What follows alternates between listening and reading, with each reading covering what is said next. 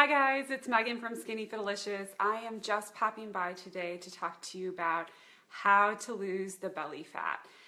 This is a question that I get all the time from my readers. I've gotten it through survey results, I've gotten it from comments, emails.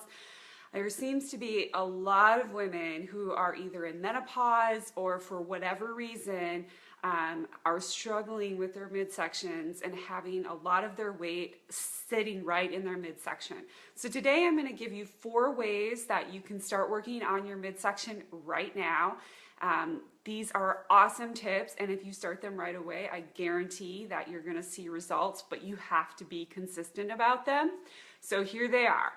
First tip, drink more water. And I know everybody says this, but you know what? Every one-on-one client that I see isn't drinking enough water. And there's always some kind of an excuse. Oh, I work really long hours, or I'm on my feet all day because my job requires me to be, a nurse, and I'm running around all day and I don't have time to drink. Well, you have 2 hands, you can carry a water bottle, or you can strap it to your waist. I mean, you can figure things out. You have to figure it out, right? Maybe you work from home and you just forget to drink water. Have a gallon of water sitting at your desk. Whatever you have to do, you have to drink more water. It's so critical for your weight, for your health. Your body needs that water. It needs so much water just to do basic functioning, but if you also want to lose weight and you want to get rid of that belly midsection, you need that fluid in your body to help move those fat cells out. So how much water do you need? You need to be drinking at least half of your body weight in ounces every single day. So let's say that your body weight is 150 pounds, that is your ideal body weight, and that's the body weight that you're at, then you want to be drinking half of that. So what's 150 divided by 2? That's 75. So 75 means you're going to need 7.5 ounces of water every single day. Okay? 75 ounces of water. Sorry, I can't do math. It's been a long day. 75 ounces of water every single day. So I know for me, every morning when I get up, I make a concoction of water and I put it in a big jug that actually has the ounces written on it so that I don't have to remember to count, because that can be, you guys know the day gets crazy and things go along and you just kind of forget where you're at, right? So keeping track of exactly how much you've been drinking all day long is almost impossible. So I get a really big jug of water, and it has these lines on it that tell me how many ounces are in it. And it's just a plastic blender jug, and I fill it up with 70 ounces of water every day, and I put some dandelion tea in there and some lemon juice, and that I know that is how much water I need to be having at a minimum every single day. And I'm sorry, my phone just decided to mute for some bizarre reason. I don't know why. So drink more water. Get those fluids in your body. Like I said, so many people think they're drinking enough water, but they're really not. So making sure that what is your body weight, dividing it in half, and that's how much water you should be drinking in ounces. So again, 150 pounds, that's 75. That means 75 ounces of water every day. Okay? So drink more water. Number 2, sleep more. Okay?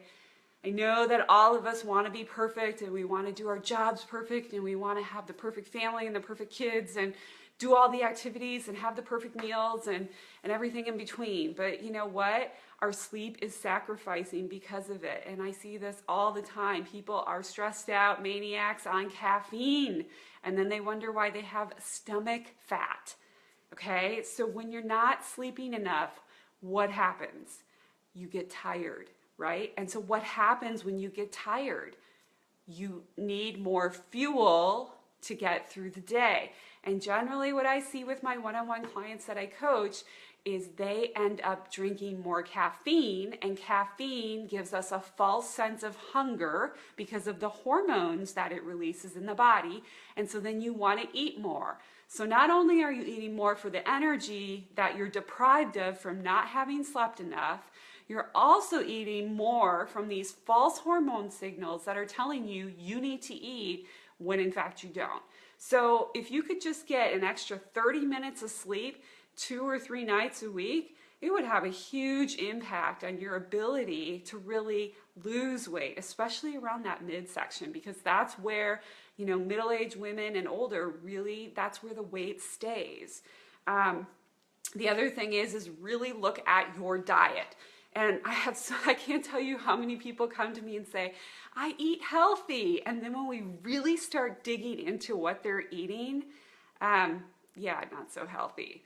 And we start debunking all of the food rules that they think they should be doing, and really they're doing it all wrong. And I don't mean that in any bad way. I think a lot of people are have fallen for the marketing schemes that food brands have put out there. There's a lot of foods that are disguised as healthy, but really have additives, food coloring, synthetics, nitrates, all kinds of weird chemical stuff in them.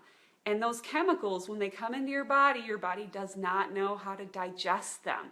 So they get clogged, they get stuck, they cause inflammation, they cause all kinds of crazy stuff in your system, okay? Including storage of more fat. That can be one of the causes, depending on what you're eating, when you're eating, and how you're eating.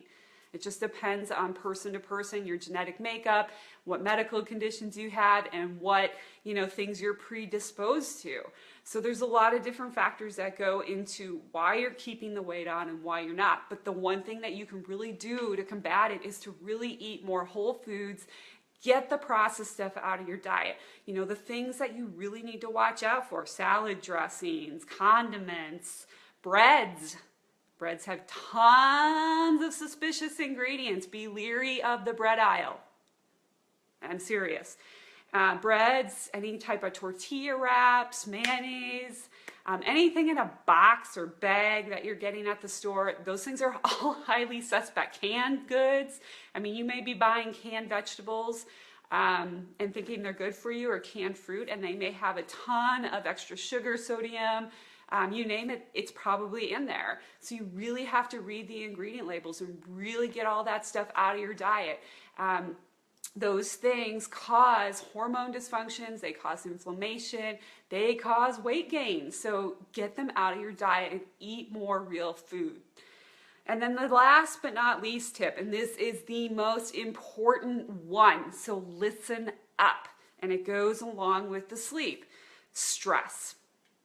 This is probably the biggest issue I see with people with their weight in their midsection.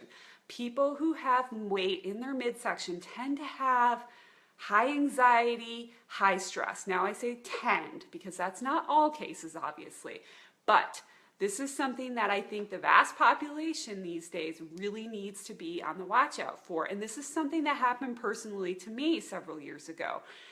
For those of you who don't know my story, I'll just give you a short recap. About 3 years ago, I had 3 stress fractures in 1 year, and basically was diagnosed with osteopenia, was diagnosed with Hashimoto's disease, had no estrogen, no reproductive hormones were functioning. And you know why? Because I was a stressed out maniac. So what happens when we're stressed out? Everything in the body shuts down hormonally. And it becomes a very vicious war inside of your body to fight to get back to normalcy. And it took me almost a year to get my body back into shape and get rid of the belly fat that started to accumulate as a result of stress. So when people come to me and say, I have belly weight and I can't get rid of it, my first question to them is, how stressed out do you feel? First question, because I know how much people are working these days. I know how much anxiety they have in their lives. Things are not calm anymore, I don't feel like. I feel like people live very stressful lives for the most part. People are working long hours, expectations are higher, costs are higher, so people are stressed out about that. You've got family members to take care of, people to help, children to raise. That's a lot of responsibility. So people are more stressed out these days. So it's very likely that stress can be contributing to that fat storage in your midsection. So how does this happen? So when you're stressed out all the time chronically, your body releases cortisol. What ends up happening is adrenaline and all these other hormones in your body that you hear about are start to get released. And then what happens is it also causes the body to start breaking down glycogen for glucose, or the blood sugar that your brain and your body needs to survive, or it breaks down amino acids to convert it so that you have immediate energy. So really what the body is doing is it's going on defense. So many years ago, you know, when men were out in the wild chasing animals for food, you know, if a lion saw me and I saw the lion and I knew it was about to attack me, I'm going to tense up. My whole body's going to be stressed out, and guess what's going to happen? Cortisol's going to go up, adrenaline's going to go up, and my body is going to mobilize that sugar and get me ready for attack, because I may need to have it for a quick attack. So, and this is what I see happening, that so many people are so chronically stressed out, and they want to know, well, why am I gaining weight in my midsection? Because you're stressed. You're too stressed out, and you're causing this cycle of hormonal effect over and over and over again. And so when your body is constantly doing that, it's breaking down that blood sugar, and then insulin has to come in and wipe out all that blood sugar. And then guess what? It's going to get stored as fat if you're not using it as energy. If there's really not a lion that's chasing you and you're, you know, burning 3,000 calories. Not that calories always make the difference, but the problem is most people are not active enough to really get that. So again, the 4 things to really watch out for. Sorry, my phone is going nuts again. So the 4 things again: get more sleep, drink more water, unprocess your diet, and reduce your stress. Those are the 4 keys to getting rid of that body fat. Okay, guys, real quick before my phone dies on me here. I am doing my Simply Healthy group coaching. It is launching next Monday. So several of you had reached out to me via email saying that you were really interested in group coaching, something that was separate from my online course, Eat to Lose Weight.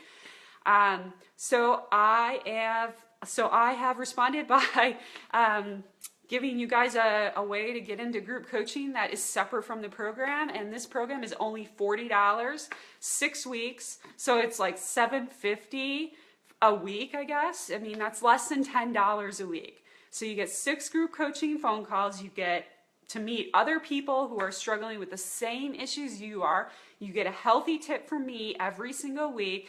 And we get to talk about what every person is currently struggling with, and we look for solutions to keep them on track and motivated towards their goals.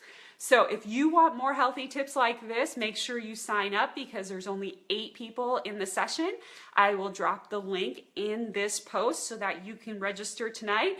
If you have any questions, you can leave them in the comments, or you can email me at megan@skinnyfitalicious.com. Bye, guys.